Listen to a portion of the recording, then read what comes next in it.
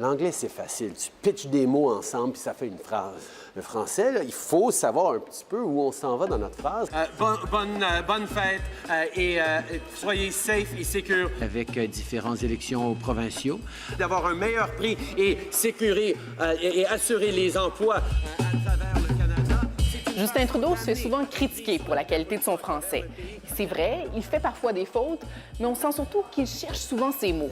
Moi, j'ai vraiment... Et selon plusieurs linguistes, ces hésitations sont le reflet d'un certain malaise en français, d'un manque d'aisance qu'ont beaucoup de franco-ontariens ou franco-albertains, bref, des francophones en milieu minoritaire. Je crois que Justin Trudeau représente les franco-minoritaires avec sa prestation du français. Je m'identifie définitivement avec le français parlé de Justin Trudeau. Je pense qu'il parle un français qui n'est pas prétentieux.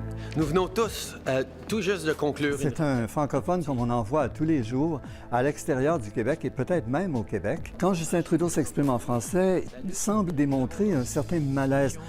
C'est plus rigide, moins communicatif. Justin Trudeau, on voit qu'il pense à sa langue quand il parle français. On va pas... je vois pas le truc de complètement se sentir haï par le Canadien, parce que c'est pas vrai. Quand je suis arrivé à Brébeuf, à Montréal, en secondaire 1, j'ai eu beaucoup de misère au début. J'avais des mauvaises habitudes en français. Je faisais des erreurs évidentes. J'ai gardé des fois des échos d'avoir été dans une ville plutôt anglophone dans mon jeune âge. Quand que je parle, des fois, je fais la même hésitation que M. Trudeau fait avec le « a » mais le « e ». Mais c'est surtout à cause de trouver le bon mot. Moi, je me représente comme francophone, mais la langue auquel c'est plus facile que je m'exprime, c'est en anglais. J'ai un chum québécois, puis souvent ses parents vont essayer de me corriger. Et ça me sépare un peu des autres. Je trouve ça un peu énervant des fois. Et bien des jeunes francophones en milieu minoritaire le disent. Ils sentent que leur français est scruté à la loupe, qu'on entend plus leurs erreurs que celles d'un Québécois, par exemple. Et ça renforce leur malaise. Je pense qu'il y a une pression encore plus forte sur les francophones en statut minoritaire de parler un français parfait.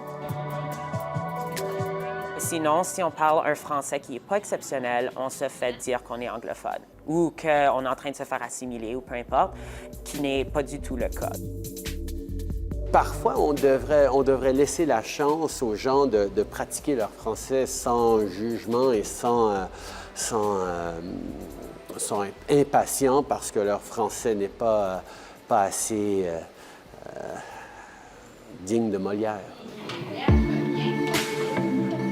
Le français est une des langues les plus normatives dans le monde, c'est-à-dire une langue où les gens, les Français en particulier, sont obsédés par la correction de la langue.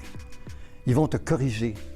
Et quand tu es francophone minoritaire et que tu n'es pas trop sûr, tu as l'impression que ce correcteur-là est toujours autour de toi. Ce qu'on oublie par contre, c'est qu'au Québec, il y a déjà eu ce même malaise, cette même insécurité linguistique, mais par rapport à la France. Ce qui a fait en sorte que les Québécois se sont sentis plus confiants dans leur langue depuis les années 60, c'est entre autres la promotion du français.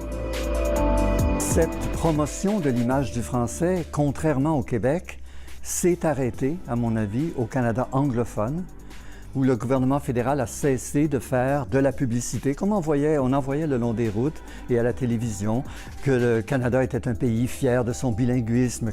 Bien sûr, l'insécurité que ressentent certains francophones en milieu minoritaire ne va pas disparaître du jour au lendemain, mais selon François Paré, les francophones pourraient devenir plus confiants dans leur langue s'ils étaient plus respectés, plus soutenus.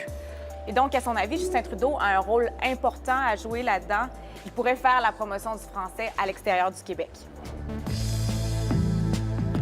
Il n'y a rien de plus magique que la voix du gouvernement fédéral canadien qui dit « c'est comme ça qu'on se voit, nous sommes bilingues, il y a des francophones et des anglophones, et l'idéal, c'est que tout le monde parle la langue de tout le monde. »